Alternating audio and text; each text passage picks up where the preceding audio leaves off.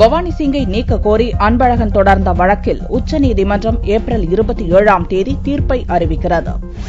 சொத்து குவிப்பு வழக்கில் 4 ஆண்டுகள் சிறை தண்டனை வழங்கப்பட்டதை எதிர்த்து ஜெயலலிதா, சசிகலா, சுதாகரன், இளவரசி ஆகியோர் கர்நாடக உயர்நீதிமன்றத்தில் தாக்கல் செய்த அப்பீல் மனுக்கள் மீதான விசாரணையில் அரசு வக்கீலாக பவானி சிங் ஆஜரானார். அரசு வக்கீல் பவானி சிங்கை நீக்க கோரி உச்சநீதிமன்றத்தில் திமுக பொதுச் செயலாளர் அன்பழகன் தாக்கல் செய்த மனு மீதான விசாரணை நீதிபதி தீபக் மிஸ்ரா தலைமையிலான 3 நீதிபதிகளை கொண்ட அமர்வு முன் செவ்வாயன்று விசாரணைக்கு வந்தது. அன்பழகன் சார்பில் ஆஜரான வக்கீல் அந்தி அர்ஜுனா வாதிடுகையில், விசாரணை நீதிமன்றத்தில் ஆஜராகத்தான் பவானி சிங்கை கர்நாடக அரசு நியமித்ததாகவும், அப்பீல் மனுக்கள் மீதான விசாரணையில் ஆஜராக அவர் நியமிக்கப்படவில்லை என்றும் வாதிட்டார். கர்நாடகாவில் நடக்கும் வழக்கு விசாரணைக்கு அரசு வக்கீலை தமிழக அரசு எப்படி நியமிக்கலாம் என்றும் அந்தி அர்ஜுனா கேள்வி விடுத்தார். ஜெயலலிதா சார்பில் ஆஜரான மூத்த வக்கீல் ஃபாலி நாரிமன் வாதிடுகையில், சொத்து குவிப்பு வழக்கை தமிழக லஞ்ச ஒழிப்புத்துறை நடத்துவதாகவும், அதனால் அரசு வக்கீலை தமிழக அரசு நியமிப்பதில் தவறில்லை என்றும் கூறினார். இவ்வழக்கு உச்சநீதிமன்றத்தில் 2வது நாளாக புதனன்று விசாரணைக்கு வந்தது. இருதரப்பு வாதங்களும் முடிந்த நிலையில் ஏப்ரல் 27ஆம் தேதி தீர்ப்பு அறிவிக்கப்படும் என்று நீதிபதிகள் தீபக் மிஸ்ரா,